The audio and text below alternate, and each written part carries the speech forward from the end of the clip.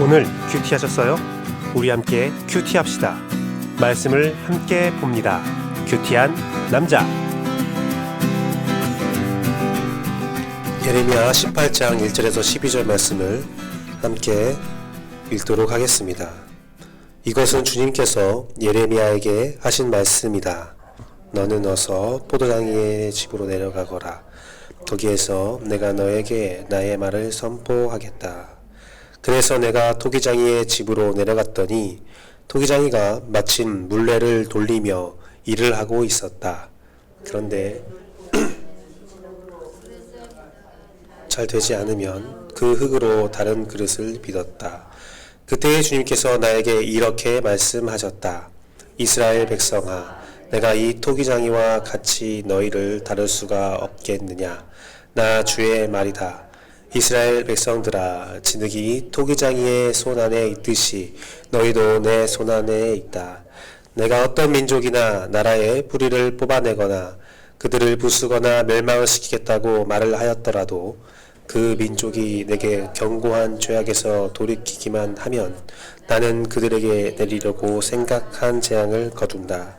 그러나 내가 어떤 민족이나 나라를 세우고 심겠다고 말을 하였더라도 그 백성이 나의 말을 순종하지 않고 내가 보기에 악한 일을 하기만 하면 나는 그들에게 내리기로 약속한 복을 거둔다. 그러므로 너는 이제 유다 사람과 예루살렘 주민에게 전하여라. 나 주가 말한다. 내가 너희에게 내릴 재앙을 마련하고 있으며 너희를 칠 계획도 세우고 있다. 그러므로 너희는 어서 각기 자신의 사악한 길에서 돌이키고 너희의 행동과 행실을 고쳐라. 내가 이렇게 말하면 그들은 그럴 필요 없다. 우리는 우리 생각대로 살아가겠다.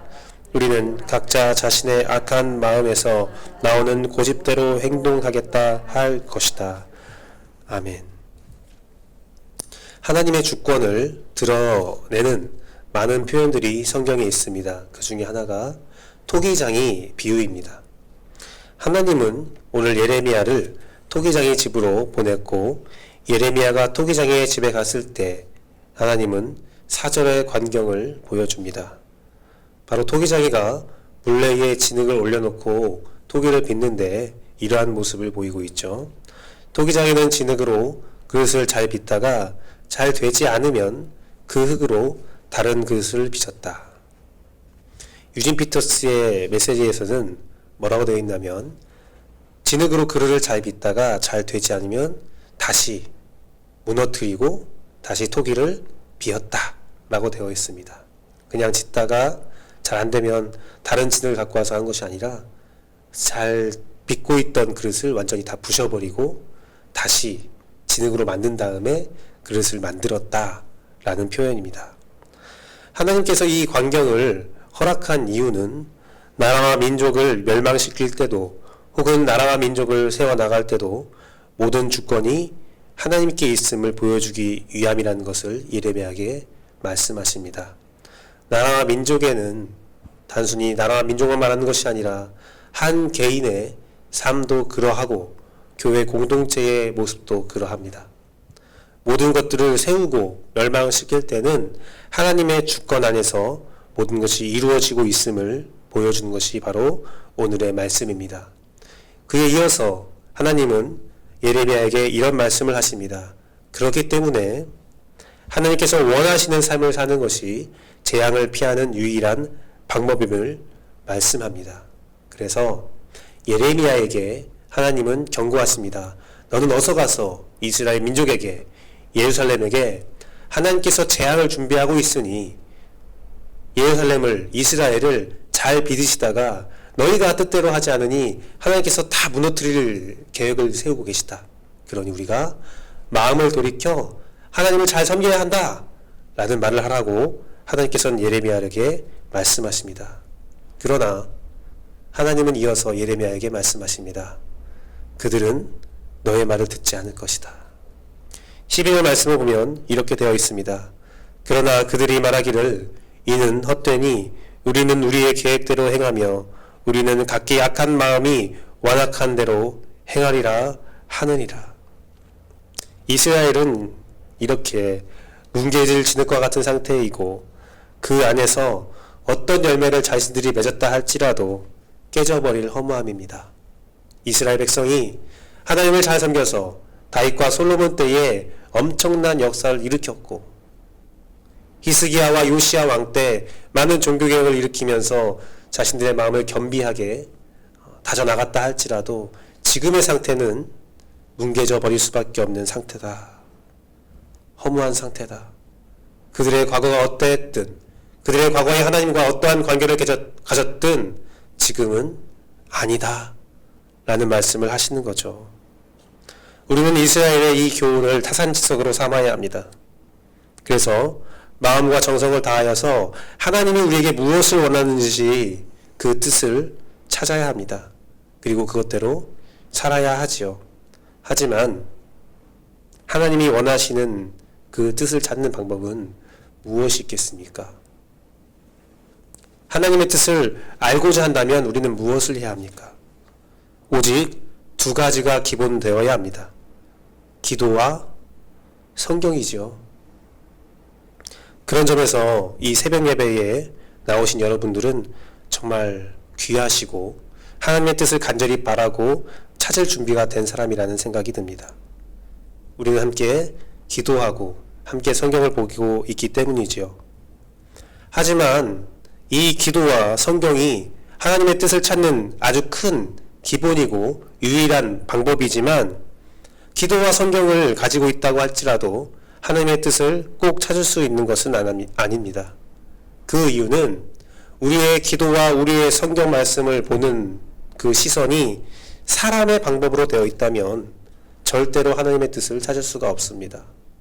내가 기도할 때 내 마음으로, 내 생각으로, 내 의지로 기도한다면 하나님이 아무리 말씀하셔도 듣지 않는다고 오늘 말씀에서 말하고 있는 거예요. 하나님의 뜻을 분명히 전달하여도 우리는 우리 고집대로 하겠습니다. 내 마음의 완악함대로 하겠습니다. 내 마음의 결단대로 하겠습니다. 라고 하는 거예요. 하나님의 뜻을 간구한다고 하면서 내 마음의 결심을 세워놓고서는 하나님의 뜻을 찾는 척만 하는 겁니다. 그러면서 기도합니다. 하나님, 내 뜻을 이루어주세요. 내 뜻을 이루어주세요. 하나님이 아니야. 그거 나의 뜻 아니야. 아니에요, 하나님. 이거 이루어주셔야 돼요. 말씀 보면서 말씀을 자기 마음대로 인용합니다. 그 말씀을 이용합니다. 그런 사람들은 하나님의 뜻을 온전히 알 수가 없습니다. 오직 성령님을 위한 통한 기도, 성령님을 통한 성경을 보는 그 성령 충만 상태가 되어야 하나님의 뜻을 알 수 있습니다. 겸손하게 나의 생각과 나의 고집을 버려버리고 성령님이 인도하시는 대로 기도하고 성령님이 주시는 그 말씀을 받아들일 때 우리는 하나님의 뜻을 온전히 알 수 있는 겁니다. 또한 하나님의 뜻을 아는 자는 다른 사람의 말에 귀를 기울일 줄 압니다. 하나님께서 어떠한 자의 입술을 통해서 자신의 뜻을 전할지 모르기 때문에 다른 사람의 말을 들을 줄 알아요. 자기 계획대로만, 자기의 마음에 정한 대로만 행하면 절대로 하나님의 뜻을 알 수가 없습니다. 진흙을 토기로 만드는 것은 토기장의 실력이고 주권임을 우리는 인정하고 알아야 합니다. 그런데 저는 여러분에게 토기장이와 진흙에 대하여 한 가지 더 말씀드리고자 합니다. 지금까지 말씀을 들으면 진흙인 우리가 굉장히 초라해 보이지요. 하지만 이스라엘 지역에서 토기장이가 토기를 만들기 위해서 처음 하는 일을 우리가 이해한다면 오늘 말씀을 더욱더 깊이 이해할 수 있는데요. 토기장이가 처음 토기를 만들기 위해서 하는 일은 진흙을 만드는 것입니다. 이것이 잘 이해가 되지 않아요. 왜 그러냐면 우리나라에서 토기를 만들 때는 땅을 파면 그 좋은 흙이 있는 곳을 알고 있거든요.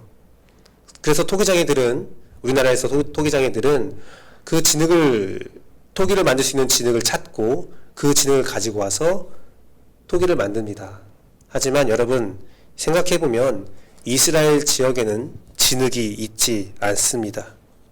중동 지역에는 흙 먼지가 있지 진흙이 있지 않아요. 그래서 이스라엘 지역에서는 토기를 만들기 위해서 진흙을 먼저 만듭니다. 어떻게 하냐면 토기장에는 먼저 흙먼지를 모읍니다. 고운 흙먼지를 모아서 한 그릇에 담고 그곳에 물을 붓습니다. 그리고 흙과 물을 잘 섞죠. 그리고서는 오랜 시간 내어버려 둡니다. 여러분 비가 오거나 여러분 흙장난 했던 기억이 난다면 좀 이해하기 쉬운데요.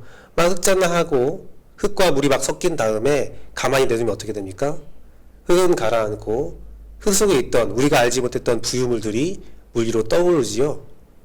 그럼 토기장에는 가서 그 부유물들을 하나씩 건져냅니다. 한 번으로 끝나지 않고 몇 번을 그것을 반복합니다. 불순물을 다 건졌다고 생각했지만 다시 한번 물과 섞는다면 또 알지 못했던 불순물들이 떠오릅니다. 그것들을 계속 채반으로 불순물을 건지는 일들을 계속 반복해요. 그것을 일주일, 2주, 길게는 한 달 계속 반복한다고 합니다. 몇 번씩 반복하면 점차 흙 속에 있는 불순물들은 사라지고 이제 그 대야에, 그 그릇에는 순수한 흙과 물만 남습니다. 그럼 물을 다 따라 보내고 또 시간이 지나면 물기를 품은 그 순수한 흙은 진흙이 됩니다. 그 진흙을 가지고 토기를 만든다는 거죠. 토기장이가 토기를 만들기 위한 물레에 진흙을 올렸다는 것, 그 자체만으로 진흙은 사랑받고 인정받고 돌봄을 받았다는 의미입니다. 그 과정은 쉬운 과정이 아니기 때문이죠. 하나님이 자신이 토기장이라고 말하는 것은 이 의미도 있다는 겁니다. 하나님은 우리를 토기를 만들기 위한 진흙으로 먼저 만드십니다.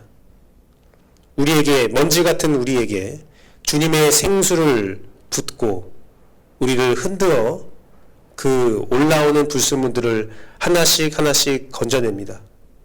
한 번의 과정이 끝나는 것이 아니라 몇 번씩 반복하며 그 일들을 계속하십니다. 우리 안에 숨어있는 죄악이 있기 때문에 우리를 흔들고 우리에게 고난을 주시고 우리에게 그 숨어져 있는 불순물까지 완전히 빠져나가게 하여 진흙이 되는 상태가 되게 하기 위해서 토기장이신 하나님은 우리를 계속 흔드시고 은혜도 주시고 불순물이 올라올 때까지 기다려주시고 그 죄악을 건져내시는 그 인내와 연단의 신안을 하나님께서 보내신다는 겁니다. 사랑하는 성도 여러분, 말씀을 맺도록 하겠습니다.